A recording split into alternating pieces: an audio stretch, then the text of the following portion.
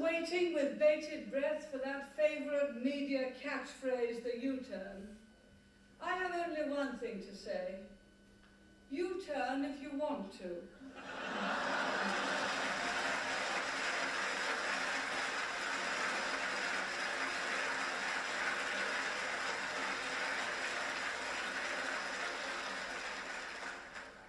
The ladies not for turning.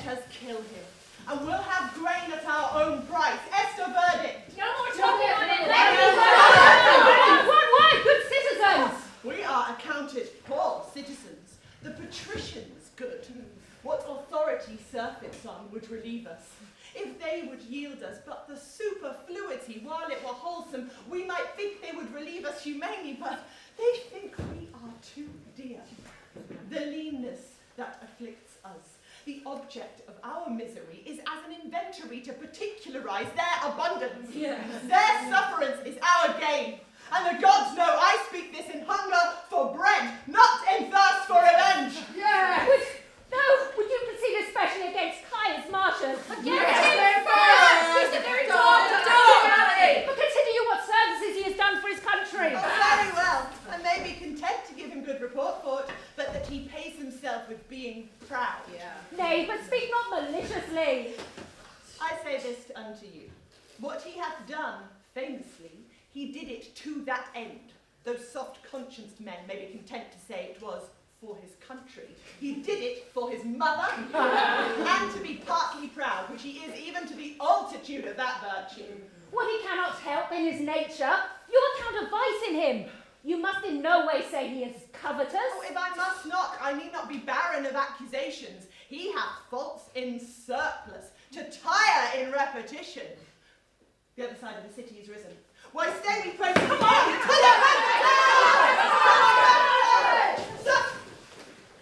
Who comes here? Worthy Menenius Agrippa, one that has always loved the people. He's one honest enough, what all the rest will say. What works, my countryman in hand? Where go you with bats and clubs? The matter? Speak, I pray you. It is not unknown to the Senate. They have had inkling this past fortnight what we intend to do, and now we'll show them in deeds. They say poor suitors have strong breasts. Let's show them we have strong arms too. Yes! Will you undo yourselves? We cannot, sir. We are undone already. Oh, I tell you, friends, most charitable care have patricians of you. Your wants, your suffering in this dearth, you may as well strike at the heavens with your staves. For the dearth, the gods, not the patricians make it, and your knees to them, not arms, must help. Oh, alack, you are transported by calamity, thither where more attends you, and you slander the helms of the state who care for you like fathers, when you curse them as enemies. Care for us. True indeed, they ne'er cared for us yet. Suffer us to famish, and their storehouses crammed with grain, repeal daily any wholesome act set up against the rich, and provide more piercing statutes daily to chain up and restrain the poor. If the wars eat us not up, they will, and there's all the love they bear us. Either you must confess yourself wondrous malicious, or be accused of folly. I shall tell you a pretty tale. It may be that you've heard it, but since it serves my purpose, I shall venture to stale it a little more. Well, sir, we'll hear it. Yet you must not think to fob off our disgrace with a tale. But ain't you please, deliver. There was a time when all the body's members rebelled against the belly, thus accused it that only like a gulf it did remain in the midst of the body, idle and unactive, still coveting the viand, never bearing like labour with the rest, where the other instruments did see and hear, devise, instruct, walk, feel, and mutually participate, did minister unto the appetites and affections common of the whole body. The belly answered, Well, sir, what answer made the belly? Sir, I shall tell you, with a kind of smile, that ne'er came from the lungs, but even thus.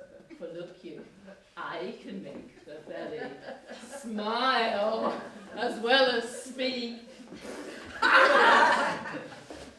It tauntingly replied to the discontented members, the mutinous part when it is received, even so most fitly, as you malign our senators, for they're not such as you. The belly's answer, what? The kingly crowned head, the vigilant eye, the counsellor heart, the arm our soldier, our steed the leg, the tongue our trumpeter, with other muniments and petty helps in this our fabric. What if they... For me, this fellow speaks. What then? Well, what then? Should by the cormorant belly be restrained, who is the sink of the body, What then? the former members, if they did complain, what could the belly answer? Well, sir, I shall tell you. If you'll bestow a small of what you have patience a while, I will give you the belly's answer. You're long about it. True it is, quoth he, that I receive the general food at first, and fit it is, for I am the storehouse and the shop of the whole body. But if you do remember, I send it through the rivers of your blood, even to the court, the heart, the seat of the brain, and through the cranks and offices of man, the strongest nerves, the small inferior veins, do best receive from me that natural competency whereby they live. And though that all at once, note this says the good belly, mark me, though that all at once cannot see what I do deliver out to eat, yet I can make my audit up, that all do back receive from me the flower of all, and leave me but the bran. What say you to it? It was an answer. But how you apply this? For the senators of Rome are this good belly, and you the mutinous parts. For examine their counsels and their cares. Digest things rightly, touching the wheel of the common, and you shall find there's no public benefit which you receive, but it comes from them to you, and in no way from yourselves. What say you to it? You, the great toe of this assembly. Why, the great toe? Why, the great toe? That being one of the lowest bases, poorest of this most wise rebellion, thou goest first. Thou rascal! Leads first to win some vantage. But make you ready, you stiff bats and clubs. Roman rats are point of bail, and one side must have bail. Oh, hey, Noble Caius Marcius. Thanks. What's the matter, you dissentious rogues, that robbing the poor itch of your opinion make yourselves scabs? We have ever your good word. He that will give good words to thee will flatter beneath abhorring. What would you have, you curs that like not peace nor war? The one affrights you, the other makes you proud. He that trusts to thee, where he should finds you lions, finds you hares, where foxes, geese.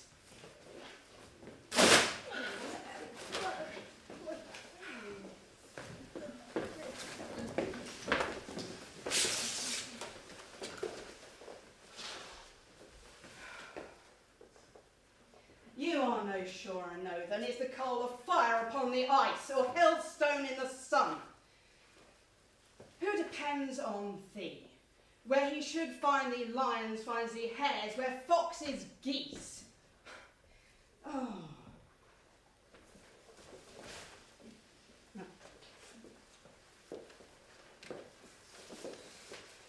Well, They would have corn at their own risk.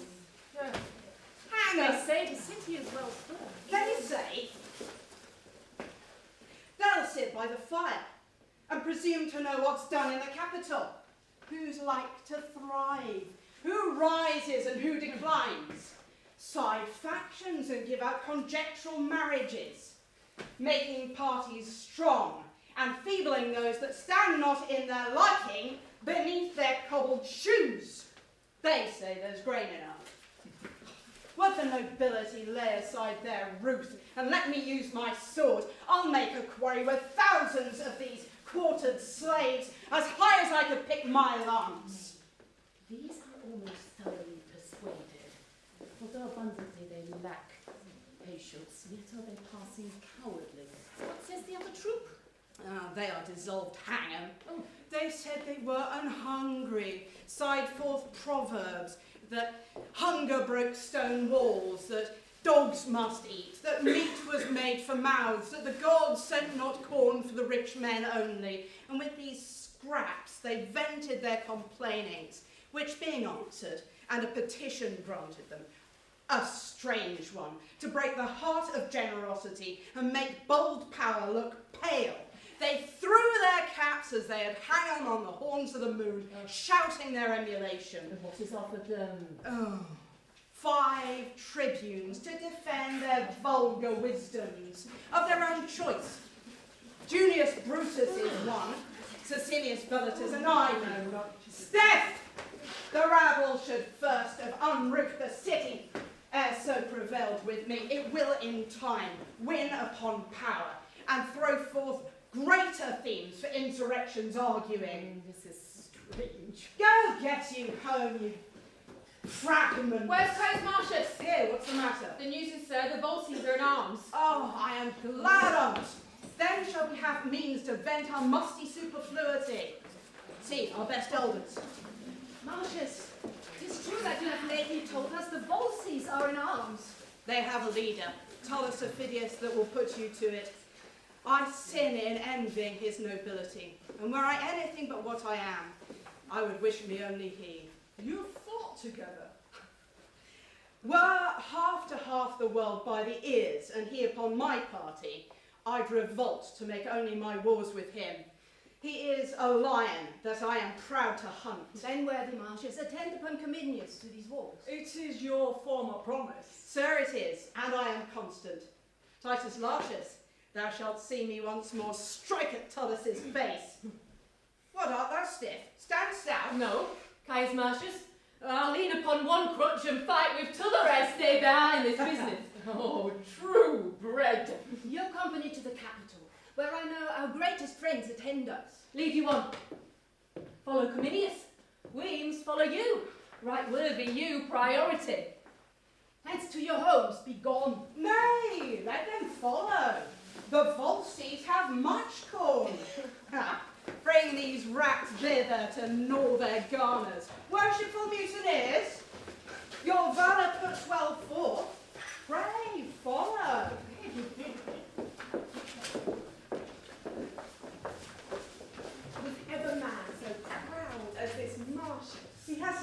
equal. When we've chosen tribunes for the people. Mark to his lip and eyes. Nay, but his taunt. Being moved, he will not spare to gird the gods. Mock the modest moon. The present wars devour him. He is grown too proud to be so valiant. Such a nature, tickled with good success, disdains the shadow he treads on at noon. But I do wonder his insolence can brook to be commanded under Cominius. Fame, at the which he aims, in whom already he is well graced, cannot better be held nor more attained than by a place below the first. For what miscarriage shall be the general's fault, though he performed to the utmost of the man, and though giddy censure will cry out of Marcius, how if he upon the business? Besides, if things go well, opinion that so sticks on Marcius shall of his demerits rob Cominius. Come, half Cominius honours are to Marcius, though Marcius earned them not, and all his faults to Marcius will be honours, though indeed in aught he merit not. Let's hence, and hear how the dispatch is made, and in what fashion, more than his singularity, he goes upon the present action. Let's along. And so, your opinion is, Ophidius, that they have rather entered into our councils and know how we proceed. Is it not yours? Whatever have been thought on in this state that could be brought to bodily act, their own had circumvention. 'Tis not 4 days gone since I heard thence. These are the words. You have the letter here. Here it is. They have pressed to power, but 'tis not known whether for east or west. The dearth is great, the people mutinous, and 'tis rumoured Cominius, Marcius, your old enemy, who is of Rome worse hated than of you, and Titius Lartius, a most valiant Roman. These three lead on the preparation, whether 'tis bent, most likely 'tis for you, consider of it. Our army's in the field. We never yet made doubt but that Rome was ready to answer us. Nor did you think it folly to keep your great pretences veiled till when they needs must show themselves, which in the hatching it seems appeared to Rome. By the discovering we should be shortened in our aim, which was to take in many towns ere almost Rome should know we were afoot. Noble Ophidius, take your commission, hie you to your bands. Let us alone to guard Coriolanus. If they set down before us, for the remove bring your army. But I think you'll find they've not prepared for us. Doubt not that. I speak of certainties, nay more. Certain parcels of their power are forth already, and only hitherward. I leave your honours. If we and Caius Marcius chance to meet, 'tis sworn between us we shall ever strike till one can do no more. The gods assist you. And keep your honours safe. Farewell. Farewell. Farewell.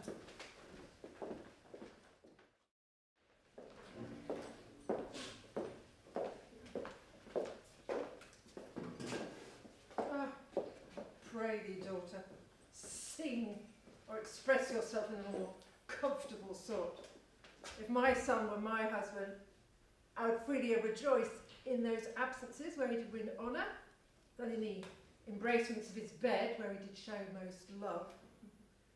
When he was young and but tender-bodied, and the only son of my womb, when youth with comeliness plucked all gaze up his way, I, considering our honour would become such a person, was pleased to let him seek danger where he'd find fame.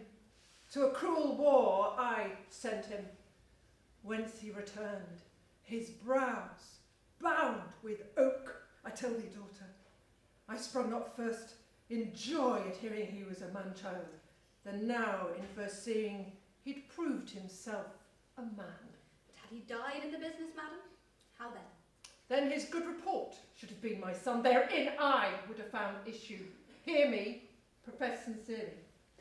Had I a dozen sons, each in my love alike, and none less dear than thine and mine, good Marcius, I had rather had 11 die nobly for their country than one voluptuously surfeit out of action. Madam, the Lady Valeria has come to visit you.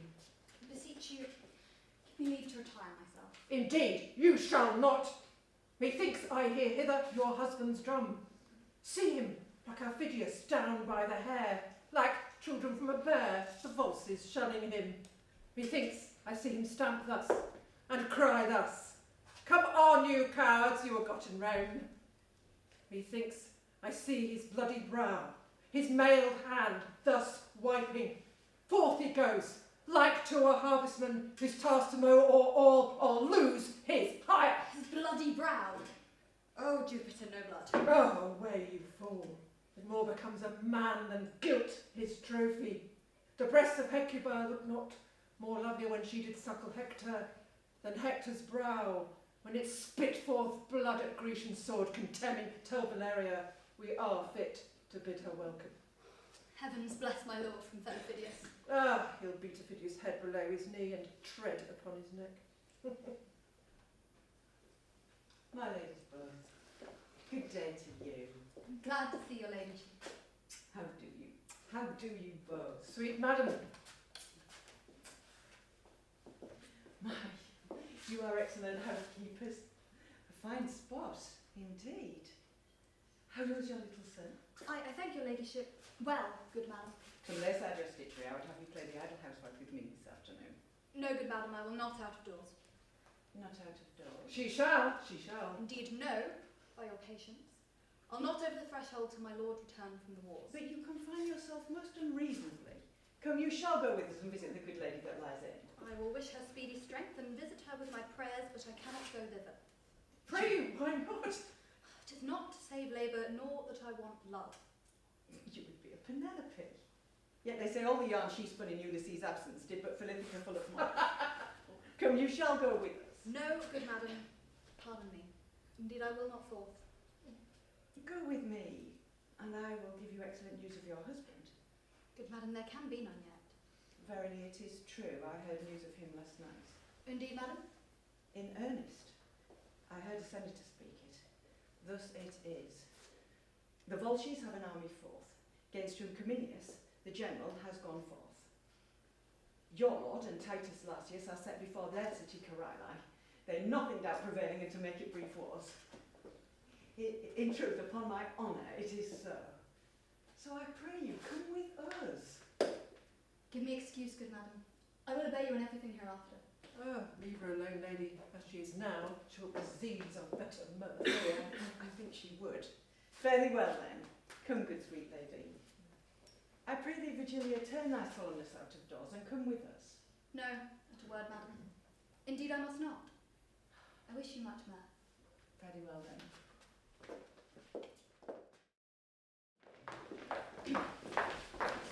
Yonder comes news, a wager they have met. Say, has our general met the enemy? The line view have not spoken yet. How far off lie these armies? Within this mile and half. Then shall we hear their larum and they ours. Now, Mars, I prithee, make us quick in work, that we with smoking swords may march from hence to help our fielded friends.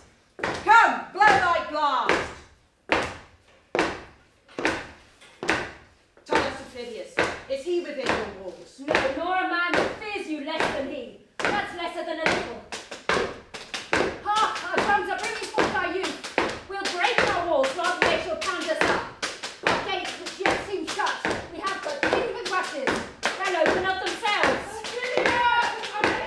Hark, you far off! Where is Ophidius? In this one word he makes amongst his cloven army. Oh, they are out here! Their noise we have instruction! Ladders, ho!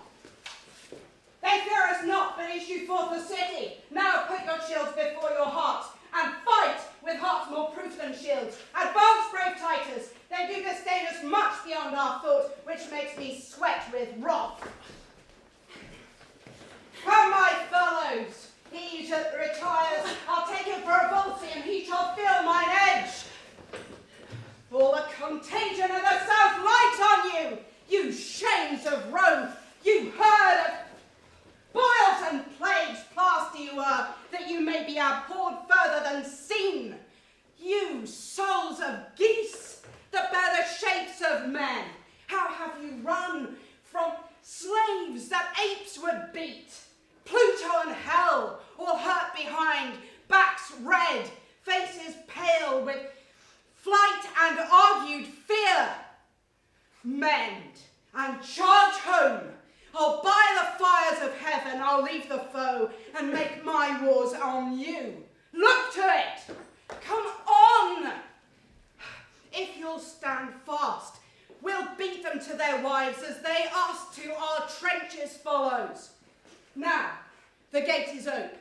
Now prove good seconds. 'Tis for the followers fortune widens them, not for the flyers. Mark me and do the like. Your hardiness, oh, not I. Nor I. See, they have shut him in. Hold to the pot, I warrant him. What has become of Marcius? Slain Doubtless. Following the flies at the very heels, with them he entered, who upon the sudden clapped to their gate. Why, he's himself alone to answer all the city. Oh, noble fellow, who sensibly outdares his senseless sword when it bow stands up. Thou art left, Marcius, a carbuncle entire as big as thou art, were not so rich a jewel. Thou wast a soldier even to Cato's wish, not fierce and terrible only in strokes, but with thy grim looks and thunder-like percussion of thy sounds, thou makes thine enemies shake, as if the world were feverous and did tremble. Look, sir! Oh, 'tis Marcius! Let's fetch him up, or make remain alike. Ah!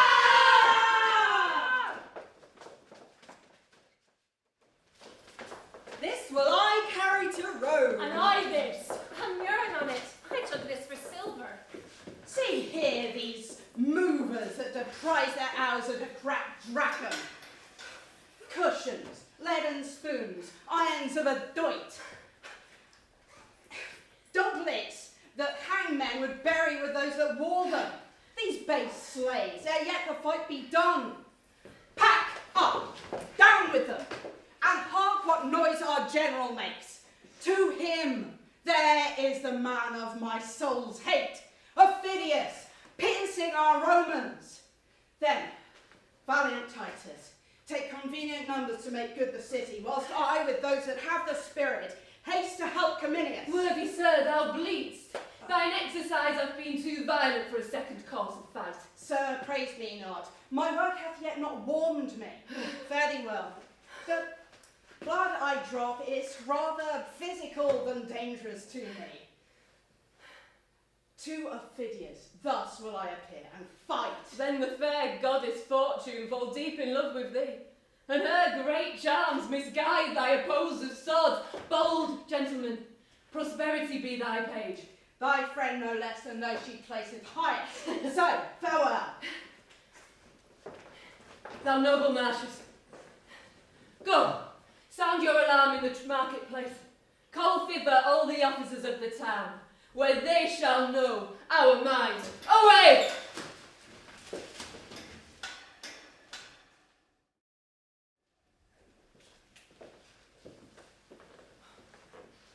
Read you, my friends. Well fought, we have come off like Romans, neither foolish in our stance or cowardly in retire. Believe me, sirs, we will be charged again, and whilst we are struck by interim and conveying gusts, we have heard the charges of our friends. Ye Roman gods, lead their power as we wish our own, that both our powers together may give you a grateful sacrifice. Who's yonder? Who's yonder that does appear as he was flayed? Oh God, he has the mark of Marcius. Come I too late? Oh, the shepherd knows not thunder from a tabor more than I know the sound of Marcius and from every meaner man. Come I too late? Oh, yea, if you come in the blood of others, not in the blood of others, but mantled in your own. Oh, let me clip ye, in arms as sound as when I wooed. Oh. In hearts as merry as when our nuptial day was done and tapers burned to bedward. Oh, flower of warriors, how is it with Titus Lartius? As like a man busied about decrees, condemning him to death, him to exile, ransoming him or pitying, threatening the other, holding Coriolanus in the name of Rome, ha, even like a fawning greyhound in the leash to let him slip at will. Oh, masters, we had to withdraw. We were at a disadvantage.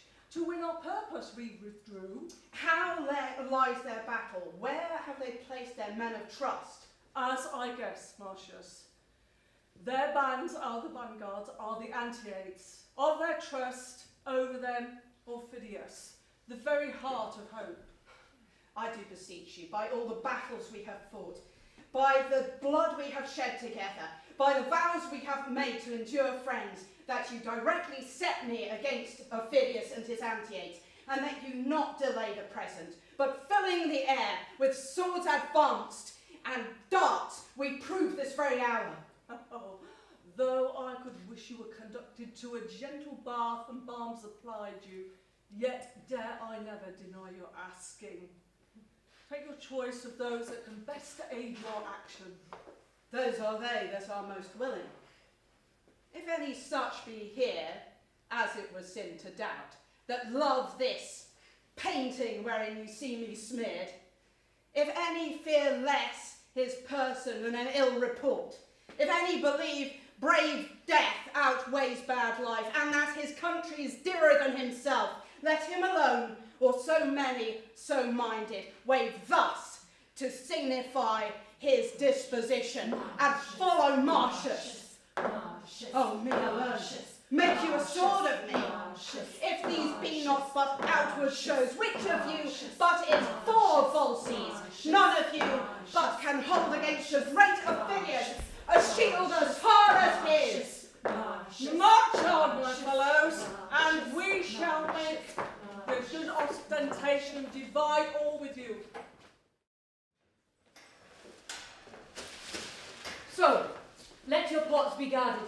Keep your duties as I have set down. If I do send, dispatch those sentries to our aid, the rest will serve for a short hold.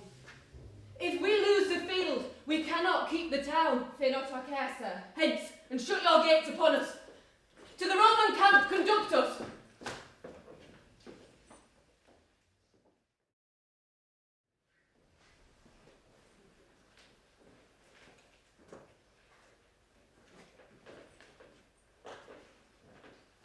I'll fight with none but thee, for I do hate thee worse than a promise breaker. We hate alike.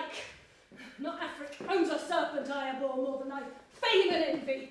Fix thy foot. Lest the first budger die the other slave, and the gods doom him after. Oh, if I fly, Marcius, honour me like a hare!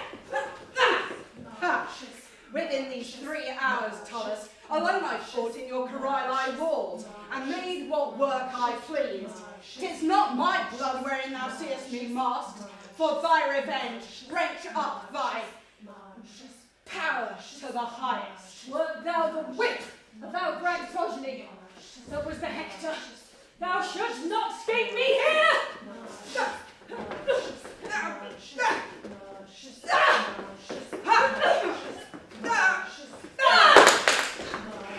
Officials, enough valiant, have shamed me up! 15 seconds!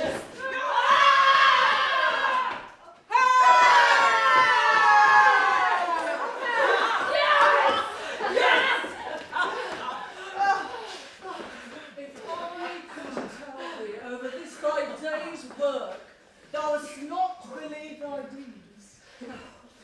But I'll report it, where senators shall mingle tears with smiles, where the great patricians shall attend and shrug, but in the end admire, where the ladies shall be frighted, but gladly hear more, where the dull tribunes and the fusty plebeians that hate your heart will say against their hearts, we thank the Roman gods that our Rome has such a soldier, yet cometh to a more solemn feast, having already dined. I pray you no more. My mother, who hath a charter to extol her blood, when she praises me, saddens me. I have done as you have done. That's what I can. Induced as you have been. That's for my country. He that hath but effected his own good will hath overtaken mine act. You shall not be the grave of your deserving. Rome needs to know the value of her own. 'Twas a concealment worse than a thief, no less a traducement to hide your doing, and to silence that which would to the spires and tops of praises vouch would seem but modest. Therefore, I beseech you, I in have... sign of what you are, not to reward what you have done, hear me now before this army. I have some wounds on me, and they smart to hear themselves remembered. Should they not, well might they fest against ingratitude and tempt themselves with death. Of all the treasures in this field achieved and city, I render you the 10th, to be taken forth before the common distribution, at your choice. I thank you, General, but cannot make my heart consent to take a bribe to pay my sword. I do refuse, and stand upon my common part with those that have beheld the doing. I know more of this, that I have not washed my nose that bled, or foiled some devil wretch, who without note his many have done. You shout me forth in acclamations prolific, as if I loved my little dieted in praises sought with lies. Too modest are you, more cruel to your good report than to us that tell you truly. By your patience, if against yourself you be incensed, we'll put you like one that means improper harm, in manacles, then reason with you safely.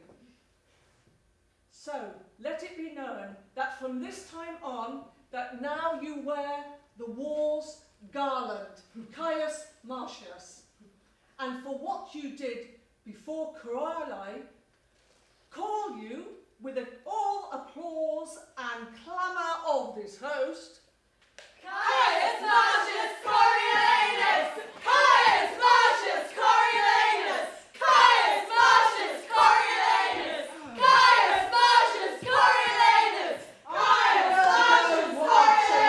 My face is fair, you shall perceive whether I blush or not, albeit I thank you. so, to our tents, wherever you do repose us. You, Lysius Marcius, must return to Coriolanus. We shall tell Rome of our success.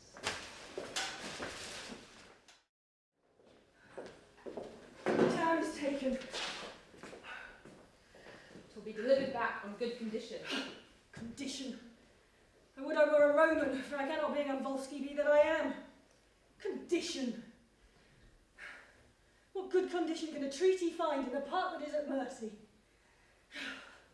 5 times, Marcius, I have fought with thee, and so often hast thou beat me.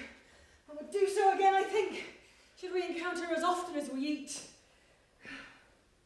Mine emulation hath not the honour in it had, for where I sought to crush him in an equal force, true sword to sword, I'll potch at him, some way or wrath or craft may get him. He's the devil. Aye, bolder, though not so subtle. My valour's stained with only being poisoned by him. For him shall fly out of itself, nor sleep, nor sanctuary being sick, naked, nor fame, nor capital. And bargemen's horn of fury shall lift up their rotten privilege and custom against my hate to Marcius. Where'er I find him, were it at home, upon my brother's guard, even there against the hospitable cannon will I wash my fierce hand in his heart. Go you to the city. Learn how it is held, and what they are that must be hostages for Rome. Will not you go? I'm attended at the cypress grove. I pray you, 'tis south the city mills. Bring me word thither, how goes the world, that to the speed of it I may spur on my journey. It shall, sir. The augurer tells me we shall have news tonight. Good or bad? Not according to the prayer of the people, for they love not Marcius. Nature teaches beasts to know their friends. Pray, who does the wolf love? The lamb. Aye, to devour him, as the hungry plebeians would the noble Marcius. Oh, he's a lamb indeed, that bars like a bear. He's a bear indeed, that lives like a man. Huh, you two are old men. Tell me one thing that I shall ask of you. Well, sir? In what enormity is Marcius pouring that you two have not in abundance? He's pouring no one full, but stored with all. Especially in pride. Oh, and topping all others in boasting. strange now. Do you two know how you are censured? Here in the city, I mean, us of the right-hand file, do you? But how are we censured? Oh, well, will you not be angry? Well, sir?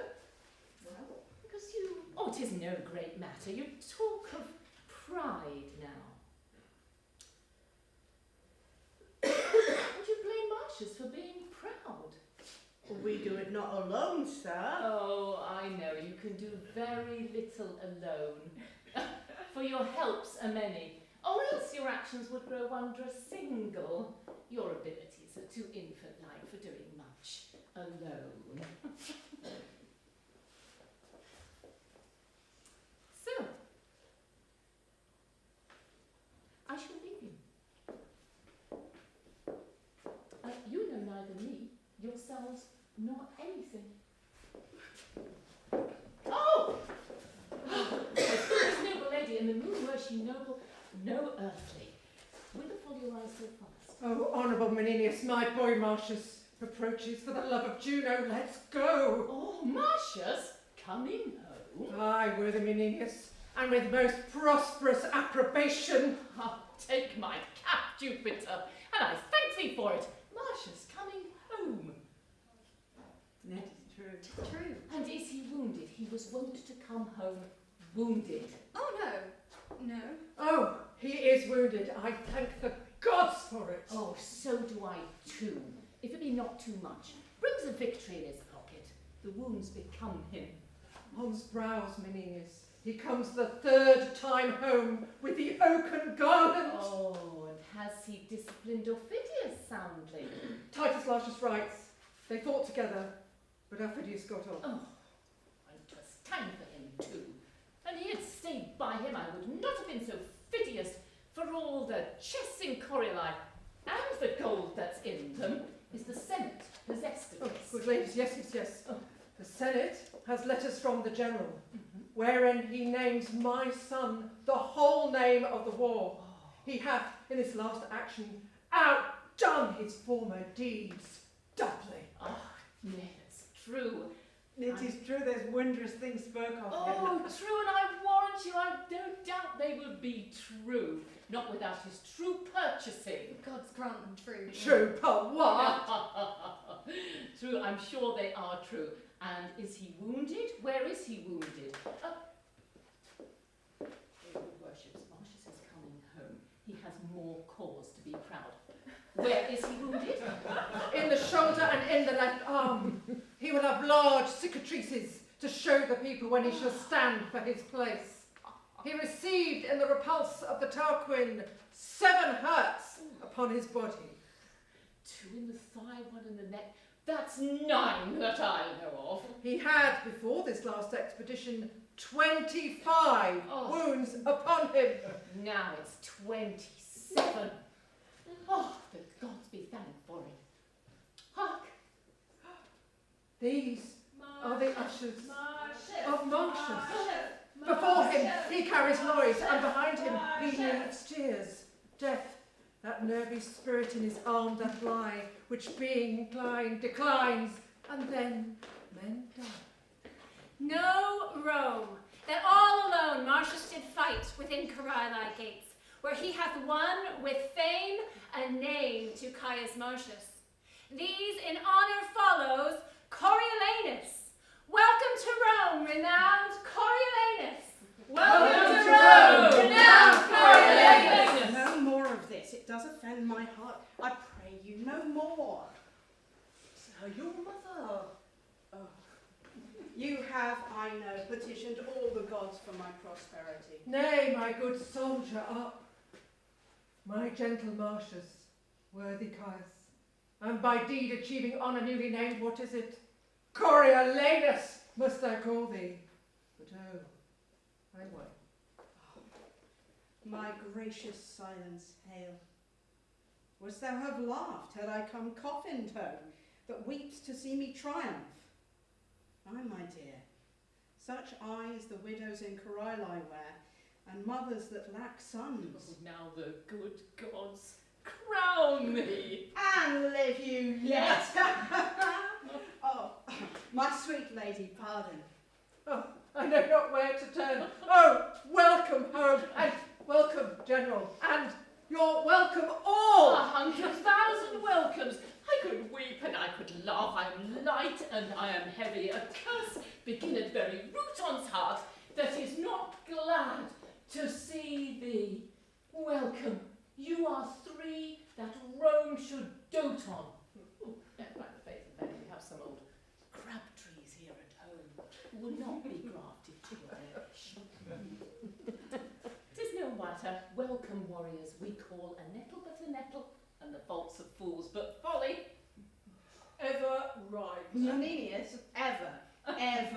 Give way there and go on. Give me your hand, and yours. Ere in our own house I shave my head, the good patricians must be greeted, from whom I have received not only greetings, but with them change of honours. I have lived to see, inherited my very wishes, and the building of my fancy. Only there's one thing wanting, which I doubt not, but our Rome will cast upon thee. No, good mother.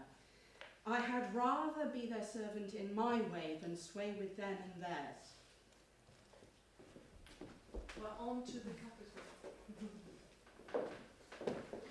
All tongues speak of him, and the player takes a spectacle to see him. On the sudden I warrant him consul. Then our office may during his power go sleep. He cannot temperately transport his honours from where he should begin and end, but will lose those he hath won. In that there's comfort. Doubt not the commoners for whom we stand, but they upon their ancient malice will forget with the least cause these his new honours. That which he will give them I make as little question as he is proud to do. I heard him swear, were he to stand for consul, never would he appear in the marketplace, nor on him put the napless vesture of humility, nor begging, as the manner is, the people's stinking breaths. Is right. It was his word. Oh, he would miss it rather than carry it but by the suit of the gentry and the desire of the nobles. I wish no better than he hold to that purpose and put it in execution. 'Tis most like he will. Then it shall be as our good wills, his sure destruction. So it must fall out for him, or our authorities for an end. We must suggest the people in what hatred he still hath held them, that to his power he would have made them mules, silenced the pleaders, disproported their freedoms, making them of no more fitness nor soul for the world than camels in the war, who have their provand only for bearing burdens, and sore blows for sinking under them. This, as you say, suggested at some time when his soaring insolence shall touch the people, which time shall not want if he be put upon, and that's as easy as to set dogs on sheep, will be his fire to kindle their dry stubble, and their blaze will darken him forever. What's the matter? You are sent for to the capital. 'Tis thought that Marcius shall be consul.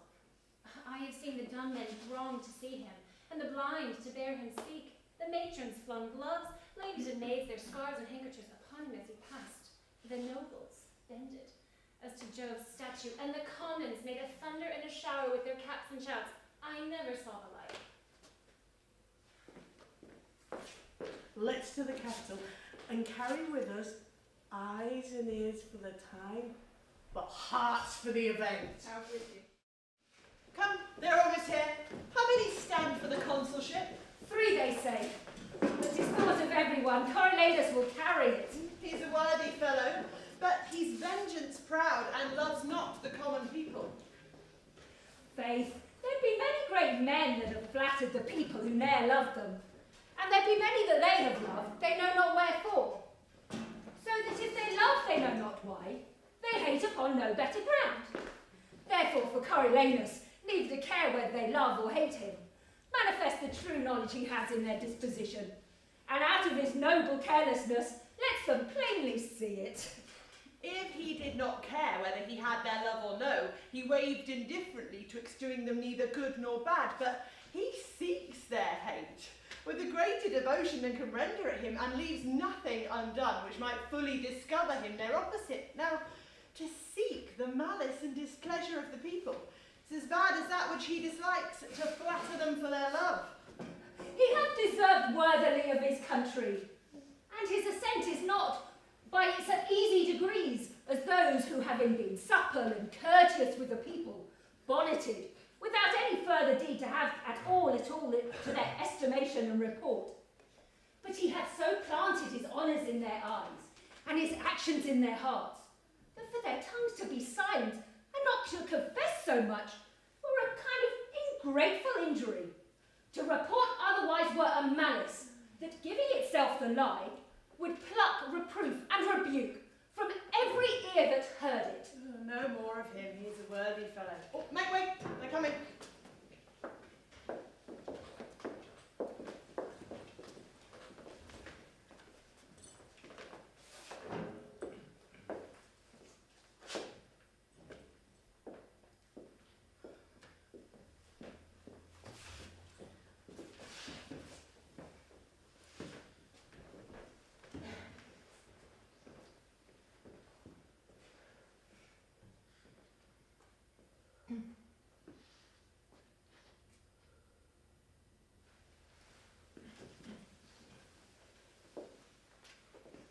Having determined of the bosses and to send for Titus Lartius, it remains as the main point of this our after meeting to report a little of that worthy work of Caius Marcius Coriolanus, who we met here both to thank and to remember with honours like himself.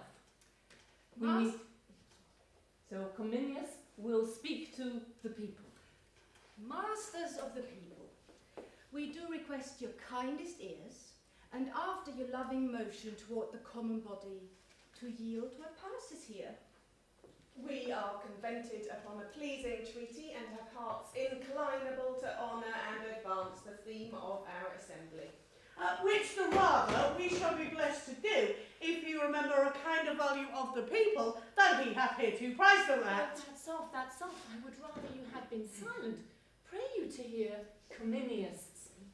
Most willingly, and that my caution was more pertinent than the rebuke you give it. He knows your people that tie him not to be their bedfellow. Worthy Cominius, speak. Said Marcius, never shame to hear what you have nobly done. Your honour's pardon, I had rather have my wounds to heal again than hear say how I got them. Masters of the people, your multiplying spawn, how can he flatter the 1,000 to 1 good one when you now hear he had rather venture all his limbs for honour than one on's ear to hear it? Proceed, Cominius.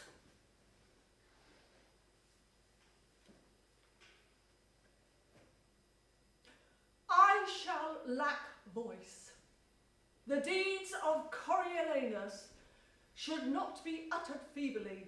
It is held that valour is the chiefest virtue, and the most dignifies the haver. If it be, this man I speak of, in all the world, cannot be singly counterposed. Worthy man. He cannot but with honour fit the measures which we devise him. Senators, the Senate, Coriolanus, are pleased to make thee consul.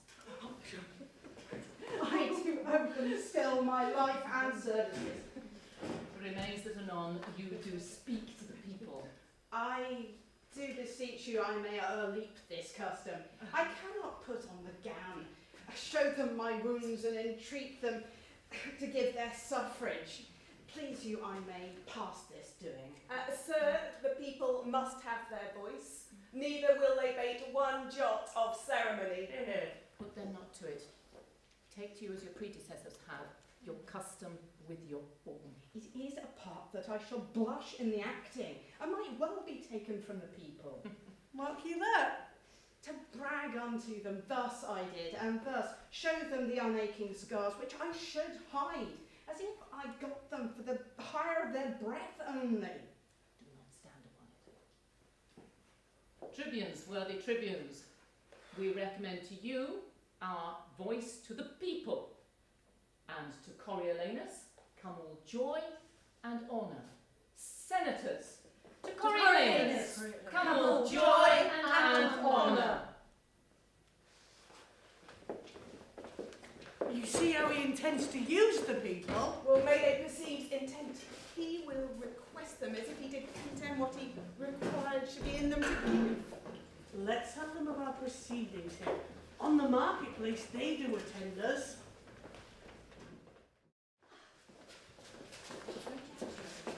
Once, if he do require our voices, we ought not to deny him. We have power in ourselves to do it. But it is a power that we have no power to do.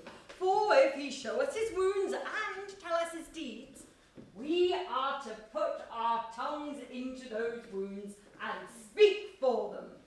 But to have us no better thought of a little help would serve, for when we stood up about the corn, he himself stopped not to call us the many-headed multitude. We have been called so of many. Not that our hair is some brown, some black, some auburn and some bald, but that our wits are so diversely coloured, and truly, I think that if all our wits were to issue out of one skull, why they would fly east, west, north and south, and their direct consent of one way should at once be to all the points of the compass. Think you so? Which way do you judge my wit would fly? Nay, your wit will not so soon out as another man's will. 'Tis strongly wedged up in a blockhead. You're never without your tricks. You may. Are you all resolved to give your voices? But that's no matter, the greater part carries it.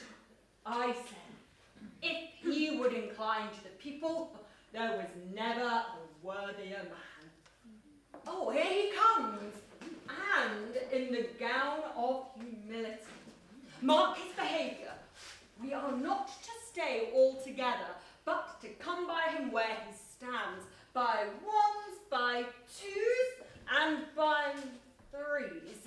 He's to make his requests by particulars, wherein every one of us has a single honour in giving him our own voice with our own tongues.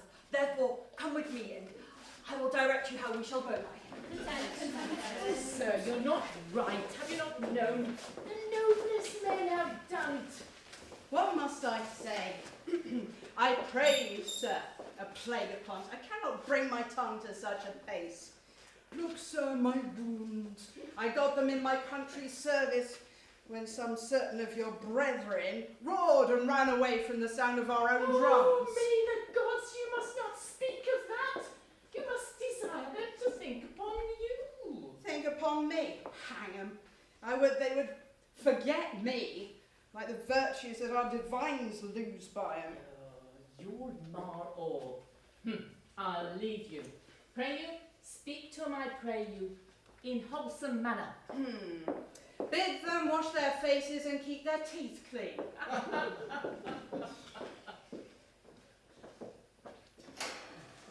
Oh, here comes a brace.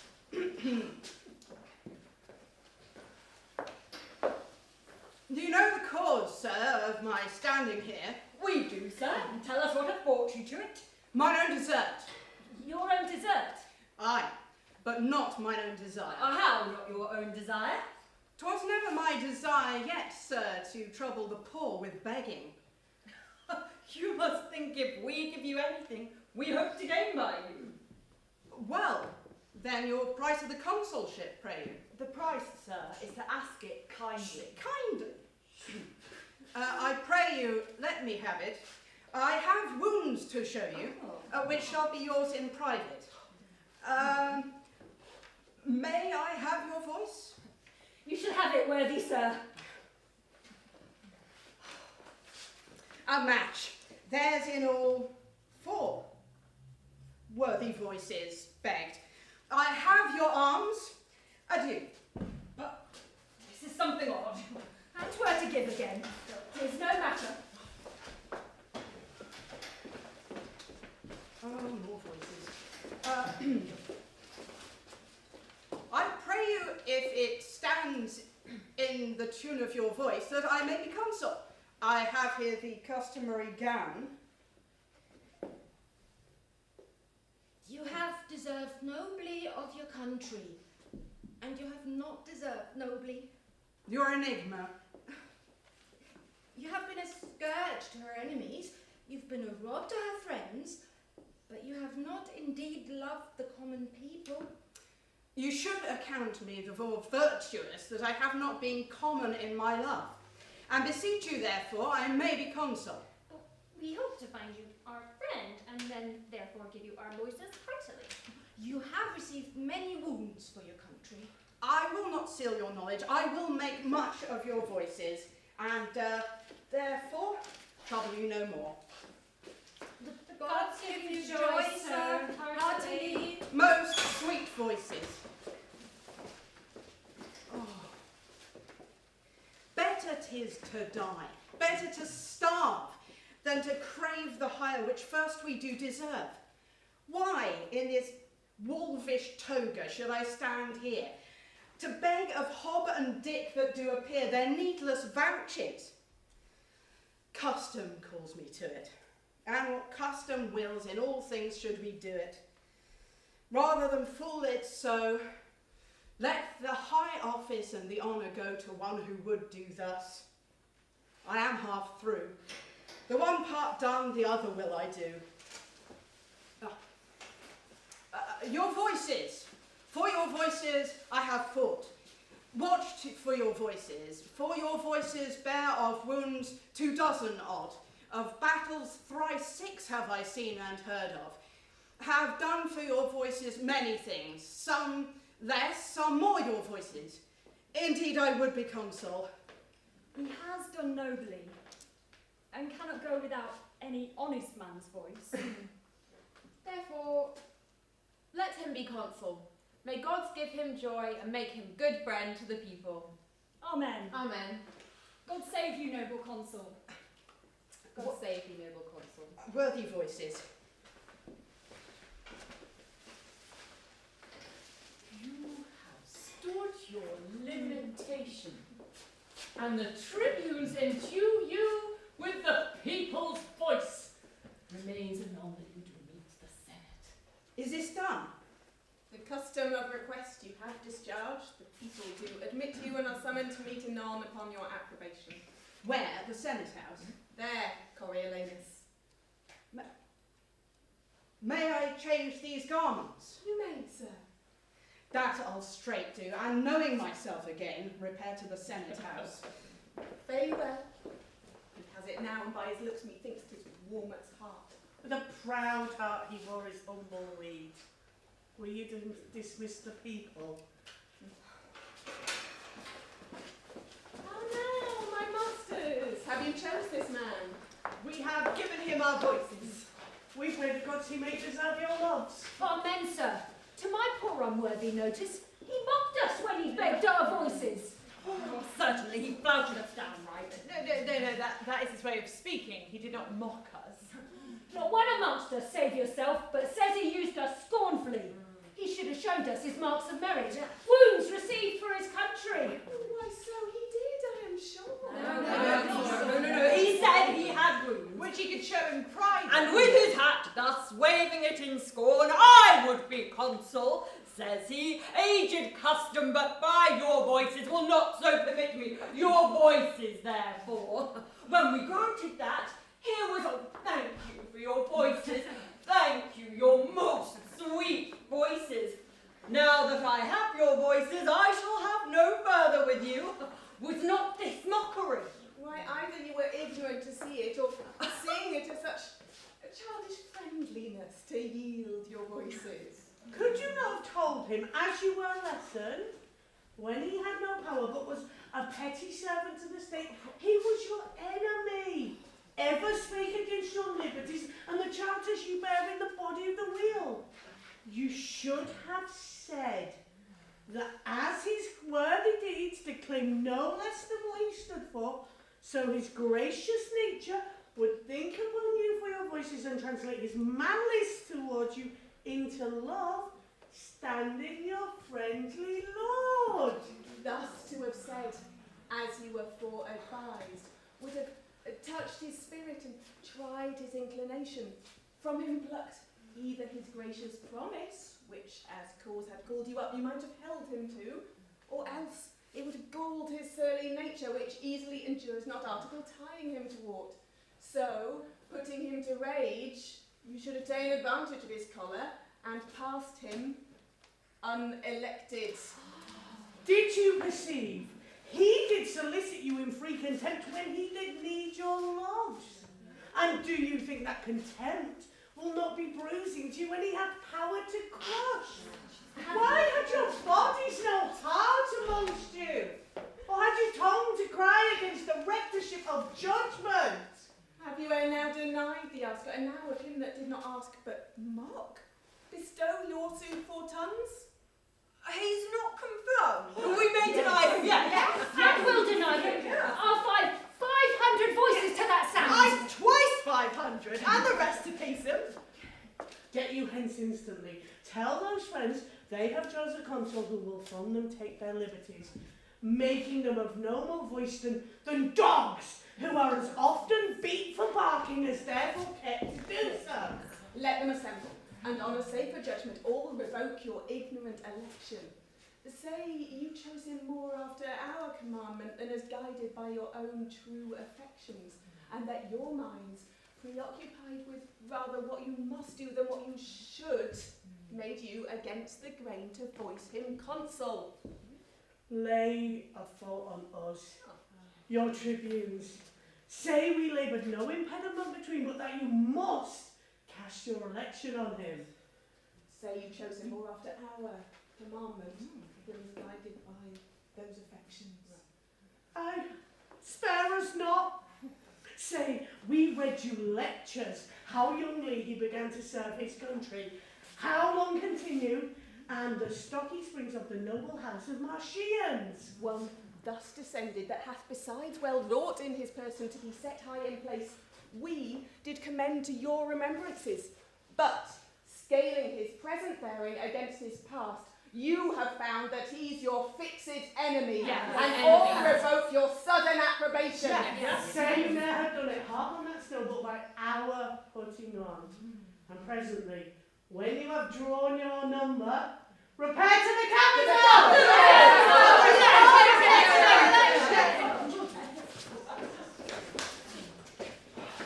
This mutiny were better put in hazard than stay past Alpha greater.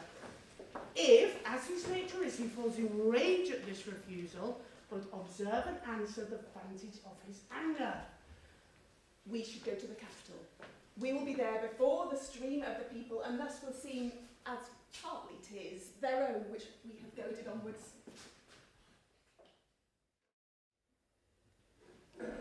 So tell us, Sir Phidias, then, had made new hay. He had, my lord, and that it was which caused our swifter composition. So then the Volsci stand but as at first, ready when time shall prompt them to make road upon's again.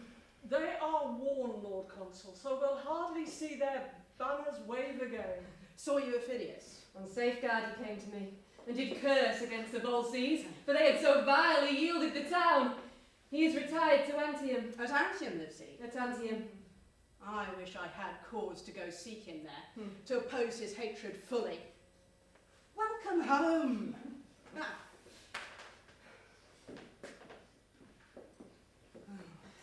Behold, these are the tribunes of the people, the tongues of the common mouth. I do despise them, for they do prick them in authority against all noble sufferance. Pass no further. Huh? What is that? It'll be dangerous to go on. No further. What makes this change? The matter? Has he not passed the noble and the common? Cominius? No. Oh, have I had the children's voices? Tribunes, give way, he shouted the The marketplace. people are incensed against him. Stop, or all will fall in broil. Are these your herd? Must these have voices that can yield them now and straight disclaim their tongues? What are your offices? Being their mouths, why rule you not their teeth? Have you not set them on? Be calm. This is a purposed thing and grows by plot to curb the will of the nobility, suffer it, and put up with those that cannot rule nor ever will be ruled. Call not a plot, The people cry you mocked them, and of late when corn was given them gratis, you repine. Scandalful suppliants called them flatterers, time pleasers, foes to nobleness. Why, this was known before. Not to them all. Have you informed them, sit hence? Oh, why, you informed them? You are likely to do such business. Not unlike each way to better yours. Why then should I be consul? Let's be calm. Not in this mood, sir. This paltering...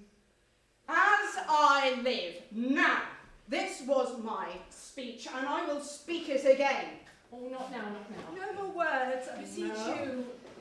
In soothing them, we have nourished gainst the Senate the kernel of rebellion, insolence, sedition, which we ourselves have ploughed for, sowed and scattered in mingling them with us, the honoured number that lack not virtue, no nor power, but that which they have given to beggars. Enough with over measure. Oh, as I have spilt blood for my country, not fearing outward force, so shall my lungs coin words until their decay against these measles.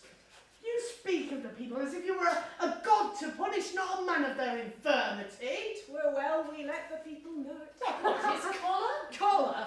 Were I as patient as the midnight sleep, by Jove 'twould be my mind. It is a mind that shall remain a poison where it is not poison any further. Shall remain. Hear you this Triton of the minnows? Mark you his absolute shall. Shall. You good but most unwise patricians, you are plebeians if they be senators, and they are no less. When both your voices blended, the greatest taste, most palates theirs. Why shall the people give one that speaks thus their voice? I'll give my reasons, more worthier than their voices. They know the corn was not our recompense, resting well assured that ne'er did service for it. Being pressed to the wards, even when the navel of the state was touched, they would not thread the gates. Being in the wards, their mutinies and revolts wherein they showed most valour, spoke not for 'em, the accusations most made against the Senate, or cause unborn, could never be the motive of our so frank donation. Well, what then? How shall this bosom multitude digest the Senate's courtesy? Let deeds express what's like to be their words. We did demand it. We are the greatest poll, and in true fear they gave us our demands. Thus we debase the nature of our seats, and make the rabble call our cares fears. This will in time break open the locks of the Senate, to bring in the crows to peck the eagles. Enough, he said. Enough. Has spoken like a traitor, and shall answer as traitors do. Ha! Thou wretch, despite our whelm thee, what should the people do with these bald tribunes, on whom demanding their obedience fails to the greater bench? Ah, it makes my soul ache to know, when two authorities are up, neither supreme, how soon confusion may enter twixt the gap of two, and the one take by the other. Manifest treason! Is the consul? No. The Edos, ho! Let him be apprehended! Go, call the citizens, in whose name myself attach thee as a traitorous innovator and foe to the public weal. Obey, I charge thee, and follow to thine answer. So close. Help thee, citizens!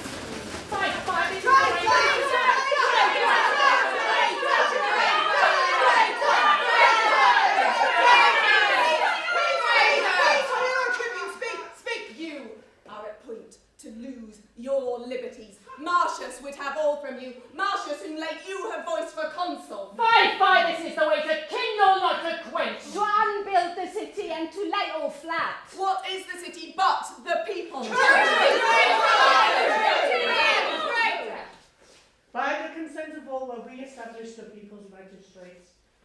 We do here pronounce, upon the part of the people in whose power we were elected theirs, that Marcius is worthy of present death. Lay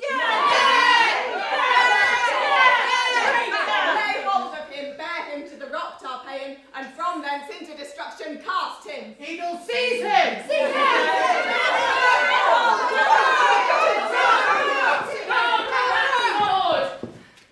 Tribunes, withdraw a while. Withdraw. Withdraw. We'll get you home, go away. Away, all will be naught else. To your home. Leave us to cure this cause. On fair ground I could have taken 40 of them. I could take up a brace of them myself, yea, the 2 tribunes. Now get you gone, away. Come away. And try whether my old wit be in request with those that have but little.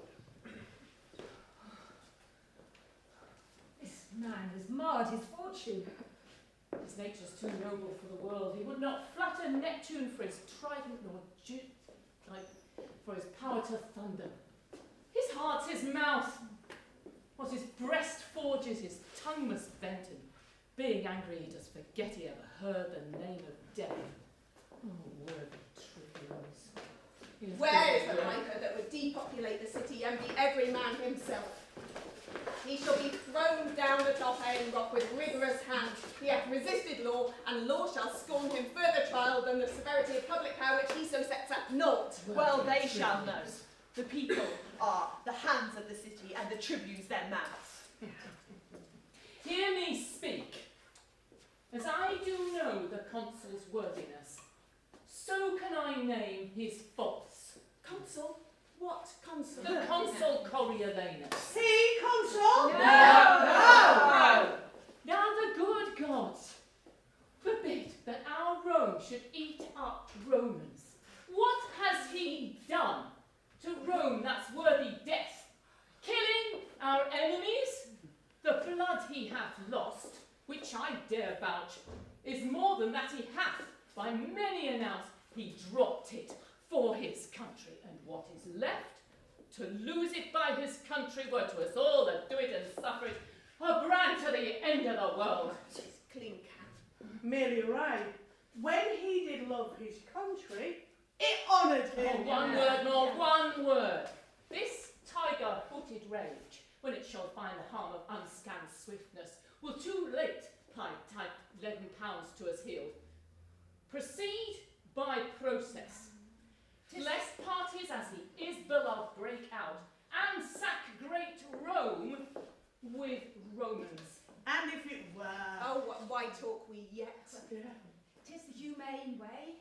The other cause will prove too bloody, and the end of it unknown to the beginning. Noble Menenius, be you then as the people's officer. Masters, lay down your weapons. Go not home. We will meet you upon the marketplace. I will undertake to bring him where he shall answer by a lawful form, in peace, to his utmost peril. We'll meet you there. Pray let's to He must come, or what is worse will follow.